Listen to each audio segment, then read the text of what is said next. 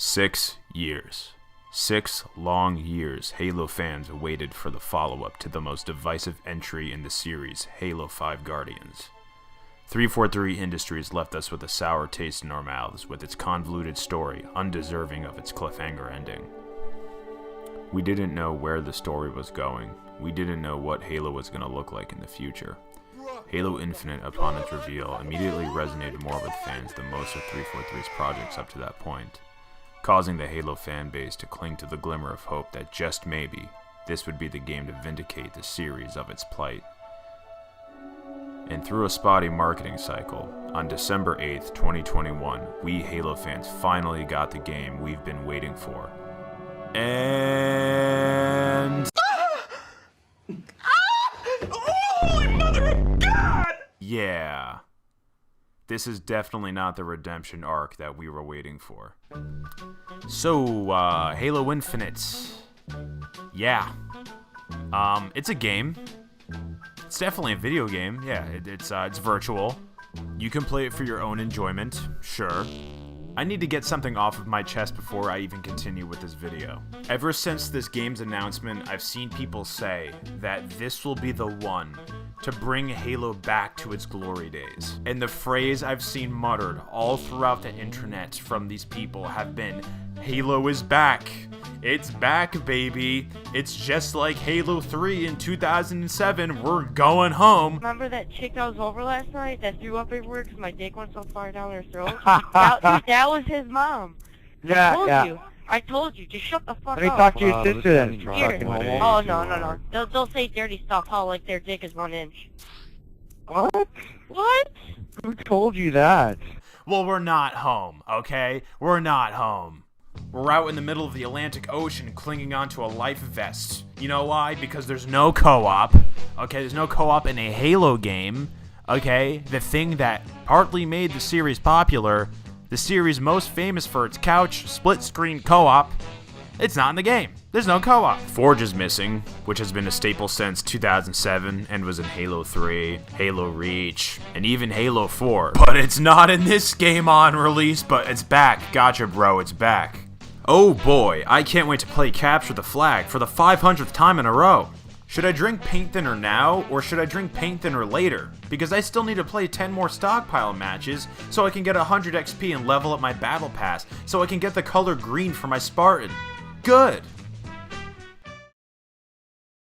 Listen, I'm only complaining like this because Halo is my favorite game series. That original trilogy holds a very special place in my heart. And it kills me to see this game underdeliver after all of these years. And I'm not even talking about the Forge, co-op, and multiplayer problems. Because I know Forge and co-op will be added later, unfortunately, but this is just how video games work now, where things are just released way later when they're supposed to be released on time when the game comes out.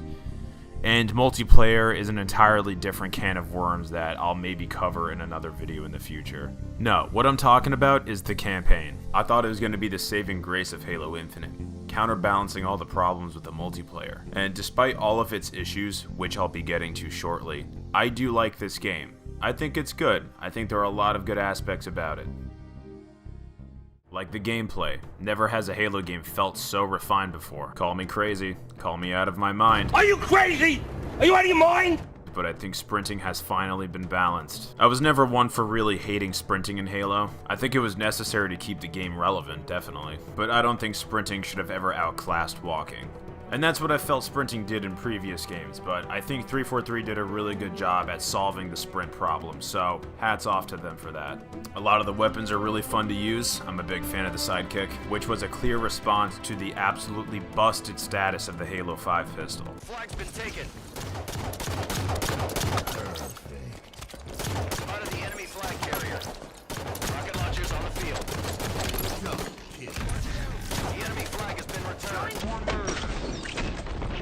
The sidekick has a fast fire rate, but with low damage. It's pretty fun to spam fire with. The heat wave is pretty tight. It reminds me a lot of the plasma cutter from Dead Space.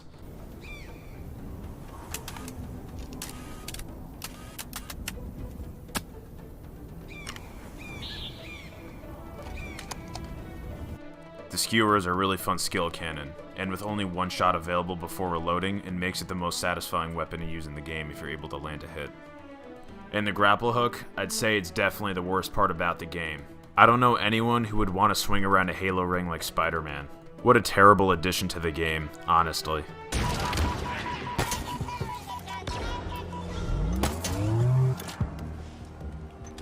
The art style returned to something more conventional and simplistic, so thankfully elites look like elites again and not weird frog people that smoked gas station weed. I think the soundtrack is very well composed between new songs and old songs. I find it hard for anyone to really be disappointed with it. And finally, I think the AI in this game is top notch. Enemies and allies alike will try and scavenge for better weapons. The brutes will throw grunts at you. They'll try and hijack your warthog by jumping onto the hood of it and ripping you out of the seat. One of my favorite encounters was with a gold elite. He was like hanging out in a room and I weakened him, so then he decided to turn invisible and fall back to a later part of the level to try and ambush me. It was pretty cool to see that kind of behavior from an enemy. So the game's got its moments, but why upon completing the campaign did I not shit myself in excitement, and instead sat there, giving the credits the fluoride stare, realizing that all happiness is drained from my life, realizing that nothing will ever be the same. Everything I once loved will burn into ash and cinder, joining the dirt that composes our planet, or it'll turn into worm food. Worms, slithering, digging, consuming. Well, anyways, I hope you have your seatbelts fastened. I hope you had your Flintstones vitamins, because we're gonna get into why I think Halo Infinite's campaign is an enjoyable disappointment.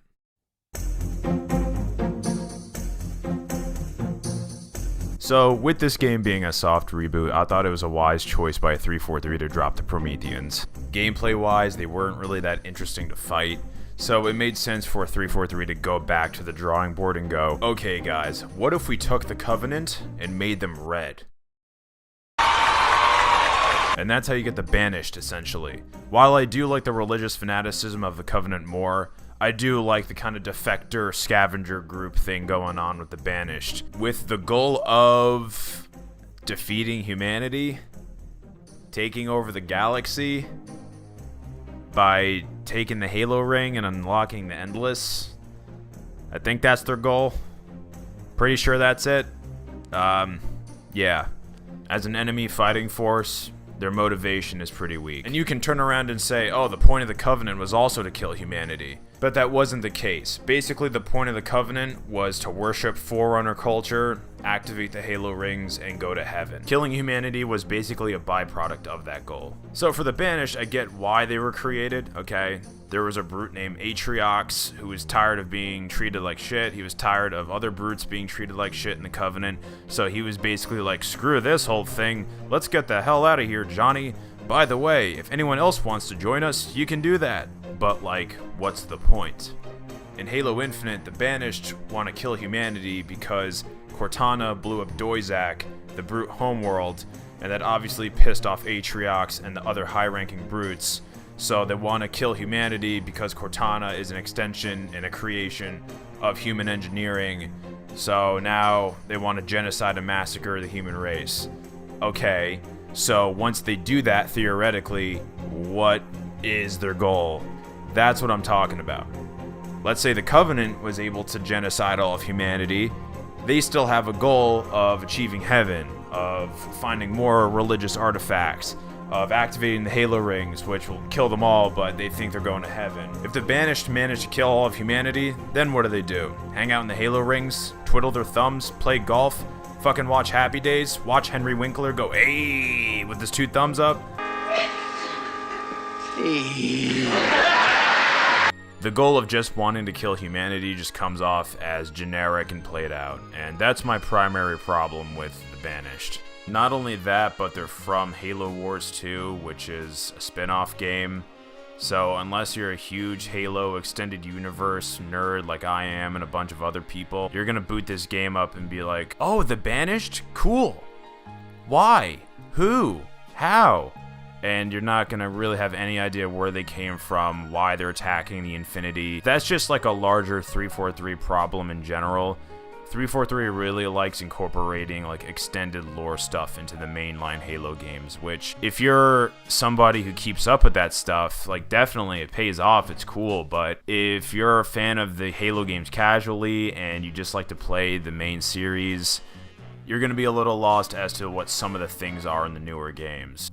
And that was a big problem with Halo 5. You needed to do homework. Like I'm talking 10 books, a podcast, a TV miniseries, just to understand who some of the characters and events were in that game. Thankfully, Halo Infinite doesn't really do that much, and the Banished are kind of like one of the only real leftovers of that kind of narrative setup. So all this game really needed was maybe like a 1 minute or 2 minute long cutscene at the beginning, just so the Banished can be better established as antagonists to people who don't really keep up with the extended lore.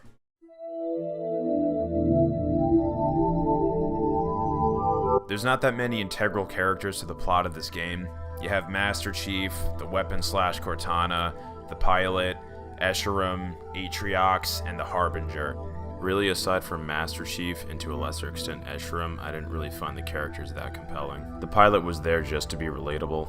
Aside from getting kidnapped, the only real interesting thing that happens with him is when he reveals that he is a volunteer, and how he has immense guilt from running away from the war.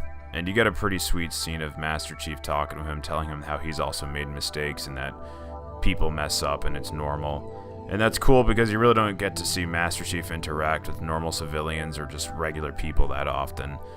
The Harbinger was as interesting as the Didact, which is to say that she's as interesting as a piece of paper. All she really did was make profound and mystical speeches about how her species was screwed over by the Forerunners, and that was actually pretty much it. It was just cutscenes of her freezing Master Chief and just talking about how the Reformation's beginning, the end is coming, the Endless will be released, the Reformation's coming, and that was actually it. Reclaimer. But hear this. You are not the future. You okay, Chief? I'm trying to get the armor unlocked. Try harder. The Forerunner's lies are at an end. I am the harbinger of the truth. The Endless will be found. They will ascend. Now would be good. I know. 3, The Reformation begins. 2. There wasn't really much to her character. She was just there to be a plot device, just to be a vehicle for the next game to unlock the Endless. That's actually all there really is. Like, there's not much to say about her. And that's what I mean. She's flat. There's nothing. She's blank. She's just there to talk and sound menacing, I guess. She is literally the same thing as the Didact from Halo 4. And man has not attained the mantle. Your ascendance may yet be prevented.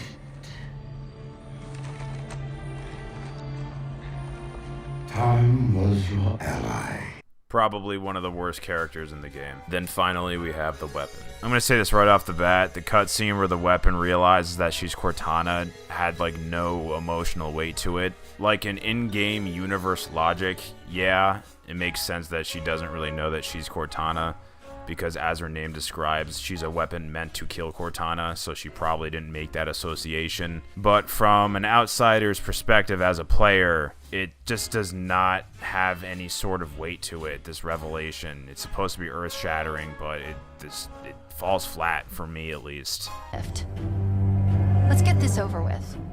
And remember, you chose this path. I'm her? You could see it coming from a mile away, and I'm sure other people predicted this, but both AIs talk the same, look the same. Both of them are intelligent AIs that help out Master Chief achieve his goals, except that the weapon isn't as funny, charismatic, or endearing as Cortana was. All throughout the game, the weapon just kept on making quips that felt like they were pulled straight out of a Marvel movie. Where are all these skimmers coming from? Is that what we're calling them? Well, I was also considering flying octopus monkeys. It just didn't work for me. Then she gets snippy with Master Chief when he tries to delete her, and I understand if someone's trying to erase you from existence, you're gonna be pissed. But I feel like maybe this should have been done in like the next game or the next story DLC, not like the first introductory game for this character. because she just makes snide comments towards Chief for like the next 2 levels, trying to make him feel bad for being a soldier and his ability to not be sympathetic. The spires are all now active. Oh, What is it? I wasn't talking to you. And I know 343 wants to tell a more personal story for Chief and make him kind of internalize and think about his actions and think about who he is. There just had to have been a better way of doing that whole thing without the weapon, this character that I've barely known, just just prying Chief apart. It only served to make me not like the weapon even more. I'm sure future games or future story DLC will expand more upon the weapon and the pilot, as they have a lot of potential, okay? I'll throw them that bone.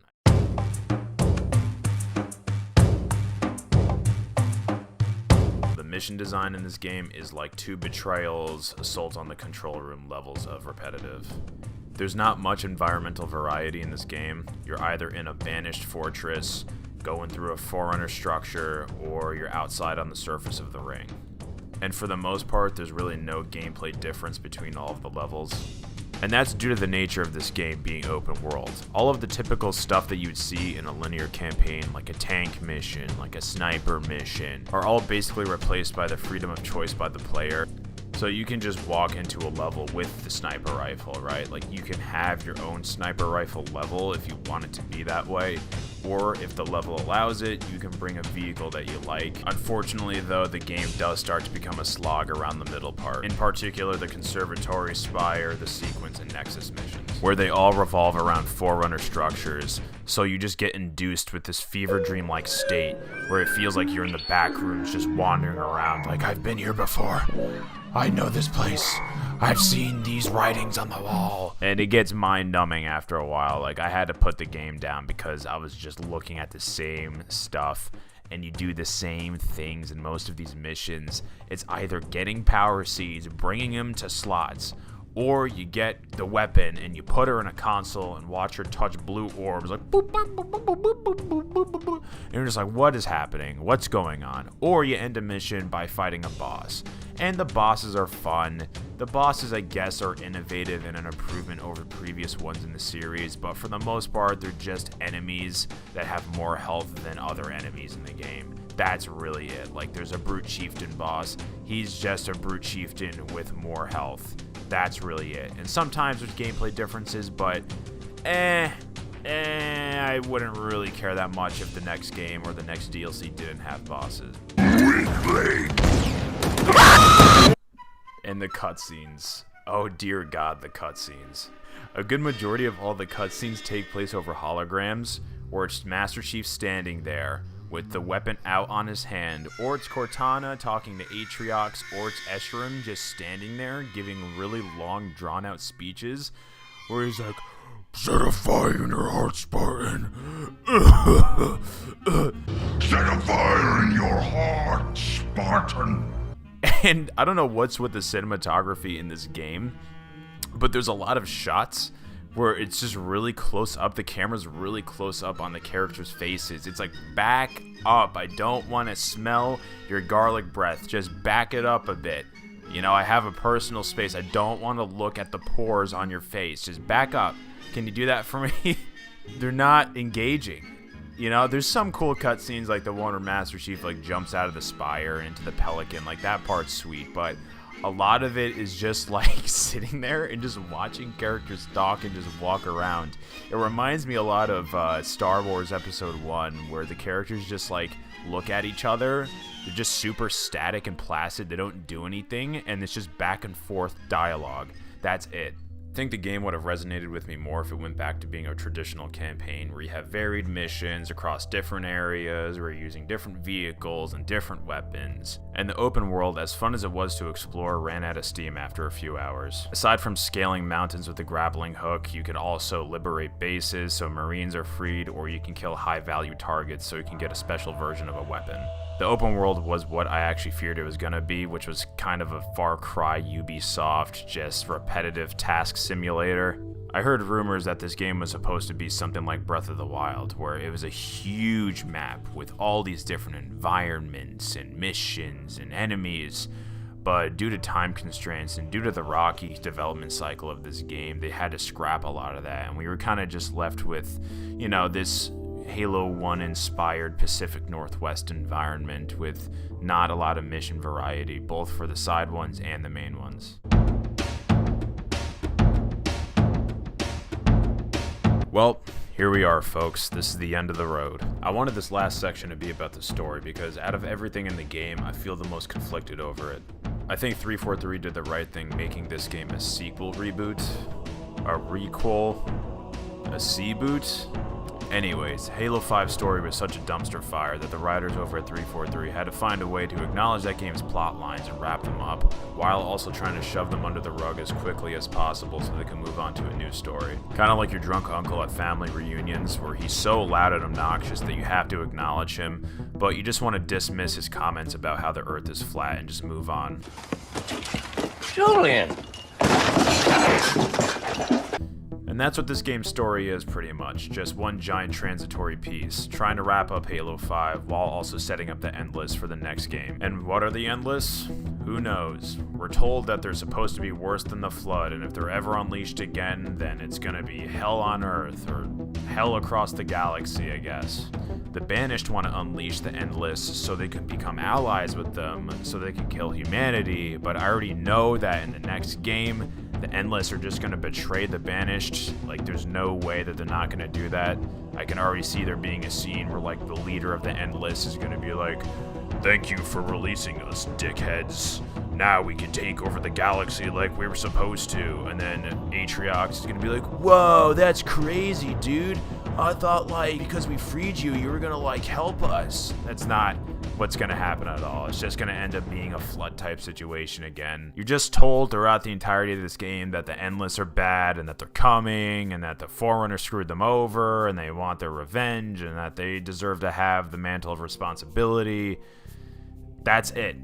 That's really it. And I can't really blame the game for not being able to elaborate too much on this new enemy type, because this game had to be a transitory piece, like I said before. Like, there was no way this game was not going to be just one giant setup for the next game after that. That's how bad Halo 5 story fucked over the plotline for the series.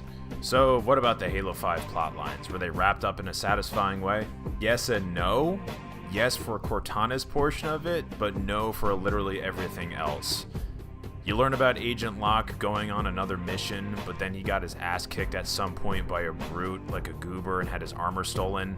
Then Blue Team also got sent off on another mission. Lasky disappeared somewhere. I think he's still alive. Who knows? He was on the Infinity when it got attacked by the Banished.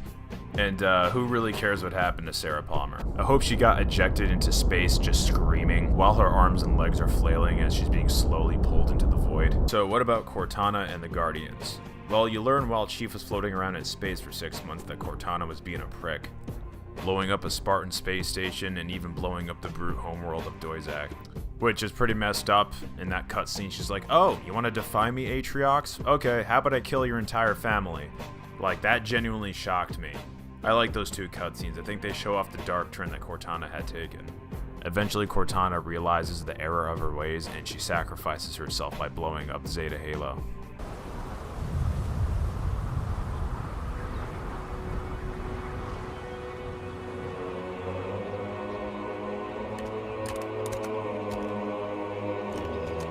Not before giving one last goodbye to John, which was bittersweet, but it wasn't as gut-wrenching as the end of Halo 4, where I think Cortana should have actually stayed dead. My only real hang-up with the Cortana portion of the story was some of the gushy stuff she was saying to Chief near the end of the game. You have given me the greatest possible happiness.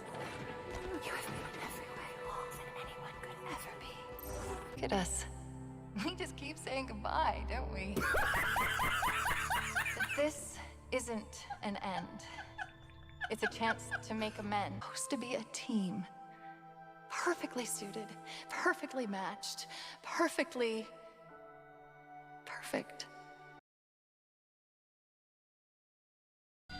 Like, what is that doing in Halo? Get the hell out of here. Don't get me wrong, Halo 4 also pushed the melodrama, and the only piece of dialogue in the original series that comes close to any of this gushy stuff is when Cortana says to Chief, Look, I've run through the truth. don't make a girl a promise. If you know you can't keep it.